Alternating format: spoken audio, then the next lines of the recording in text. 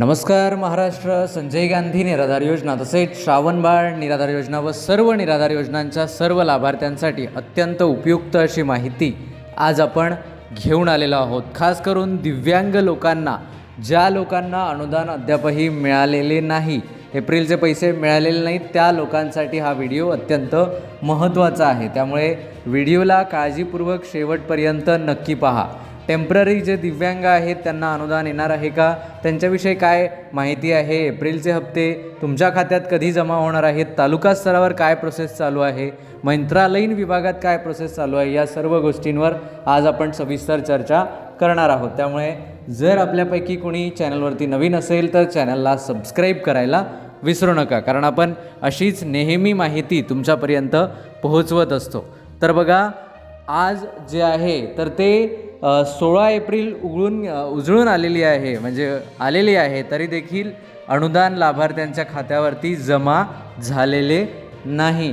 काही लाभार्थ्यांना आपण ज्या तारखा दिलेल्या होत्या त्या तारखेप्रमाणे काही लाभार्थ्यांना, ज्येष्ठ नागरिक, त्यानंतर विधवा महिला, या सर्व लाभार्थ्यांना जे आहे तर ते आपण दिलेल्या तारखेनुसार पैसे 1500 रुपये, मी पुन्हा एकदा सांगतो आहे, 1500 रुपये त्यांच्या खात्यात जमा करण्यात आलेले आहेत.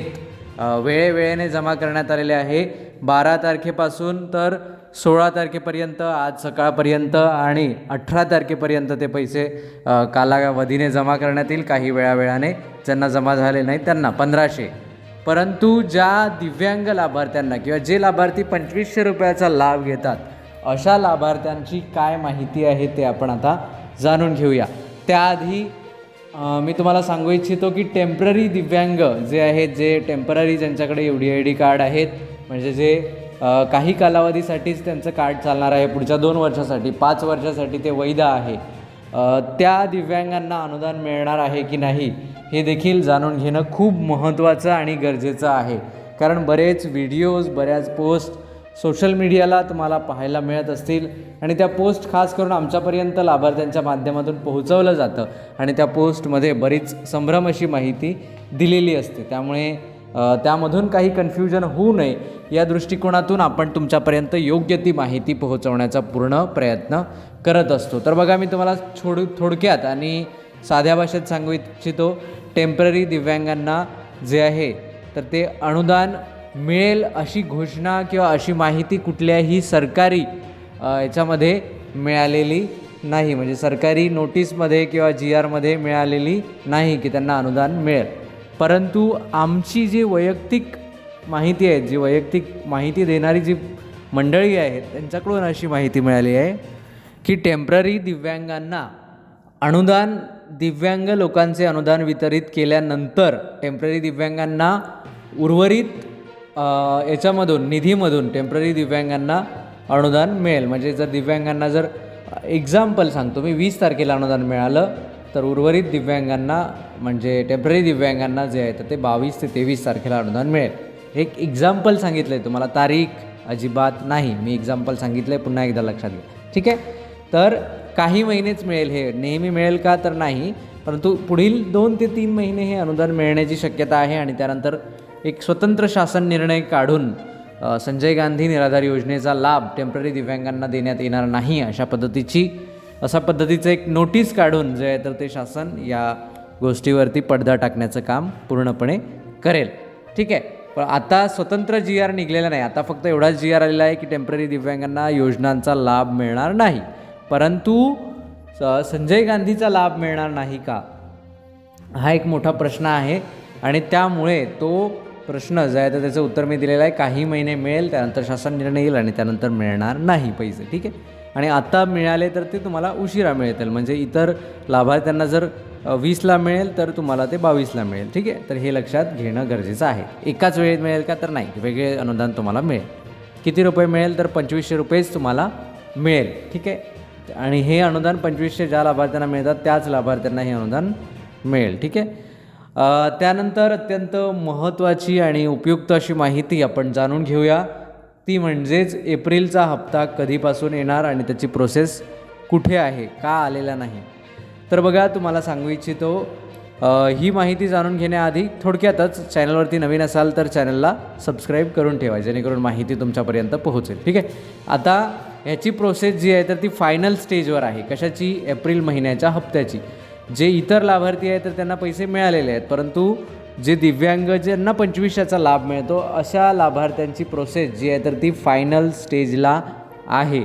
म्हणजे सर्वांचे डॉक्युमेंट्स तालुका स्तरावरून व्हेरीफाय झालेले आहेत, परंतु सर्वांचे डॉक्युमेंट्स एकत्र करून त्याचा किती निधी होणार, नेमके किती कोटी रुपये याला लागेल. आपल्याला जरी 2500 रुपये मिळत असले तरी हे शासन स्तरावर कोटी रुपयामध्ये चालत असतं. एवढे कोटी 7 कोटी, 8 कोटी, 10 कोटी, 20 कोटी, 40 लाख अशा पद्धतीचं नियोजन त्यांना करावं लागतं. मग एक्झॅक्टली अमाऊंट किती लागेल तर ह्याचा विचार केला जातो. आणि हे सर्व प्रोसेस जी आहे तर ती खूप किचकट आहे. मी तुम्हाला ती प्रोसेस सांगणार नाही, कारण ते सांगून तुम्हाला त्याचा काही उपयोग पण नाही.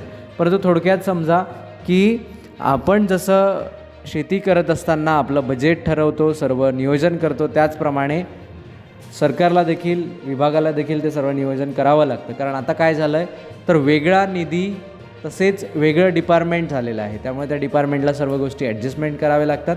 आणि त्यानंतर ती सर्व प्रोसेस पूर्ण झाल्यानंतर जेवढा काही निधी असेल 10 कोटी, 15 कोटी, 20 कोटी, तर तो निधी मंजूर झाल्यानंतर म्हणजे त्याचं सर्व नियोजन झाल्यानंतर तो निधी स्वतंत्र बँक खात्यामध्ये वळविला जाईल. म्हणजे योजनेसाठी, प्रत्येक योजनेसाठी एक स्वतंत्र खातं असतं आणि त्या योजनेसाठी तेच खातं काम करत असतं. तर त्या खात्यामध्ये तो निधी दिला जाईल. आता यापूर्वीला SBIचं खातं होतं, संजय गांधीचं वेगळं होतं, श्रावण बाळचं वेगळं होतं. परंतु आता दिव्यांग मंत्रालय हे कोणत्या बँकेच्या खात्यामध्ये किंवा कुठलं खातं आहे त्याविषयीचा उल्लेख मला कुठेही जास्त आढळलेला नाही आहे. तर हे विभाग आता कुठल्या खात्यामधून तुम्हाला अनुदान ट्रान्सफर करेल त्यावरती डिपेंड आहे. विभागाचं स्वतंत्र खातं असेल की योजनेचं खातं असेल याविषयीची माहिती पब्लिक झालेली नाही आहे. असो, त्याविषयी आपल्याला एवढं काही करायचं नाही आहे. एक सामान्य नागरिक, एक दिव्यांग गरजू होतकरू दिव्यांग व्यक्ती म्हणून आपलं एवढंच कर्तव्य आहे की आपण जे आहे तर ते 1500 रुपयावरून 2500 रुपयावरती आलेलो आहोत आणि आपल्याला तो लाभ ताबडतोब किंवा लवकरात लवकर मिळावा हीच आपली एक अपेक्षा आहे. बाकी ही प्रोसेस तुमच्या काही उपयोगाची नाही. तर ही सर्व फायनल स्टेज चालू असल्या कारणामुळे तुम्हाला अनुदान जे आहे तर ते पुढच्या 4 दिवसामध्ये येण्याची शक्यता आहे. बऱ्याच तालुका स्तरावर चौकशी केली, विभागीय स्तरावर चौकशी केली आणि त्यांच्याकडून हीच माहिती समोर आली की प्रोसेस ही फायनल स्टेजला आहे आणि जशी सर्व प्रोसेस पूर्ण होईल तशी लवकरच लाभार्थ्यांच्या खात्यावर अनुदान वळविण्यात येईल. माझा जर वैयक्तिक अनुभव म्हटलं तर मला वाटतं हे पैसे सोमवार किंवा मंगळवारी तुमच्या खात्यात येईल. सोमवार मंगळवारी तुमच्या खात्यामध्ये हे अनुदान येईल असं मला वैयक्तिक वाटतं.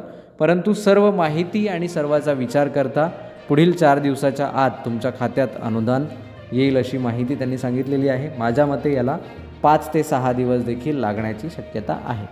जर 4 दिवसाच्या आत आज आणि उद्या पैसे आले तर खूप चांगले होईल, कारण लाभार्थी खूप दिवसापासून वाट पाहत आहेत. तर हा होता आजचा महत्त्वपूर्ण व्हिडिओ. या व्हिडिओ संदर्भात किंवा योजनेसंदर्भात काही प्रश्न किंवा शंका असल्यास नक्की विचारा. चॅनलवरती नवीन असाल तर चॅनलला देखील नक्की सबस्क्राईब करा.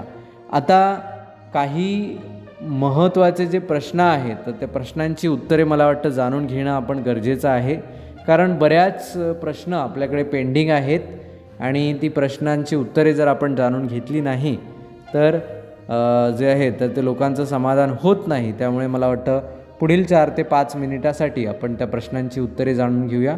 आजचा पहिला प्रश्न आपण घेतोय. रमेश कांबळे यांचा पहिला प्रश्न आहे. ते विचारतात, सर मी 45% दिव्यांग आहेत तर मला किती रुपये मिळेल?